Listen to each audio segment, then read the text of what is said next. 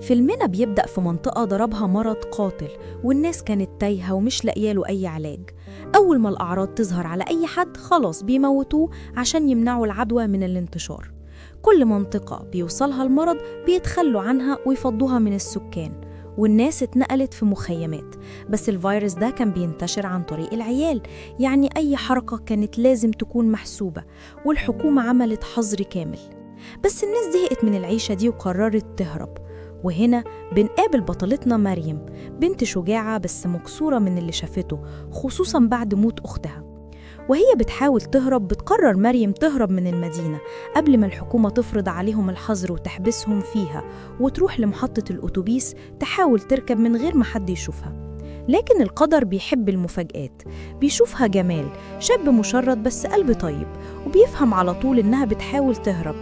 بيقول لها مش هتعرفي تركبي من غير هوية، لكنها بتكون مش طايقة كلمة وبتقوله ابعد عني يا عم مش ناقصاك. بيشوفها الشرطي وبيجري وراها. بيظهر جمال بالعجلة ويشيلها ويهرب بيها على بيته قبل ما الشرطة تمسكهم. هناك بيقدم لها ساندويتش جبنة بسيط، ويبدأ يحكي لها إن أغلب الناس هربت، فبقى يدخل بيوت فاضية وياخد اللي يحتاجه. بس الهدوء ده ما طولش. بيجي أصحابه باسم وكريم وسلمى ومعاهم أخته فاطمة، وبيزعقوا فيه عشان جاب بنت غريبة.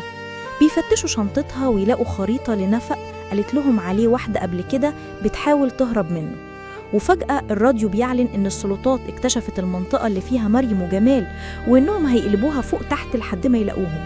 بيضطروا يهربوا بسرعة، وبالطريق بتفكر مريم في أختها اللي ماتت وهي بتحاول تهرب وبتعيط بحرقة، بس زملائها بيحاولوا يهونوا عليها. وفي محطة بنزين بينزلوا يجيبوا حاجات، يحصل شجار ومريم تطلق نار بالغلط على موظفة ويتصاب باسم في كتفه ويتورطوا أكتر. البنزين بيخلص وما قدامهمش حل غير بيت كبير في مزرعة باين عليه مهجور. لكن أول ما يدخلوا الإنذار بيشتغل، وبيطلع البيت مش فاضي خالص. بتفتح الباب ست طيبة اسمها كلارا، وبتوافق تعالج باسم لأنها ممرضة، بس بتحذرهم إن جوزها شرطي ولازم يختفوا قبل ما يرجع. فعلا بتعالج الجرح وتطمنهم، والكل بيظن إنها ملاك. بس يا عزيزي المظاهر خداعة جدا. في العشاء الكل بيقع فجأة على الأرض، وبيفوقوا تاني يوم يلاقوا نفسهم محبوسين. تخيل بقى الست الطيبة دي سممتهم. أما مريم فبتفوق تلاقي نفسها لابسة لبس نوم ومرمية على سرير، وكلارا بتعاملها كأنها بنتها وبتقول لها هعيشك هنا زي لورين بنتي اللي ماتت بالفيروس. بس لما تسمع صوت عربية بره بتنزل بسرعة وتهددها لو عملت صوت. وفي نفس الوقت باقي المجموعة بتحاول تهرب من القبو، وفاطمة بتلاقي ممر غريب وسلالم بتوصلها لمكتب غامض فيه آثار حيوانات ميتة وكراكيب مرعبة. أما كلارا فكانت قاعدة فوق بتعيط قدام زرع ميت، وبتقول إن جوزها كان بيحب الورد ده. شكلها يا عزيزي كانت رايحة في داهية نفسيا. الأحداث تتشابك، ومريم تكتشف إن جوزها هاني اللي قالت إنه مات لسه عايش بس مصاب بالفيروس، ومخبياه في القبو وبتجيبه لضيوف يتسلى بيهم. من هنا يبدأ الرعب الحقيقي. كلارا بتتحول لوحش فعلا، بتقتل فاطمة وبتحبس الباقيين، وبتحاول تسيطر على مريم إنها تبقى بنتها الجديدة.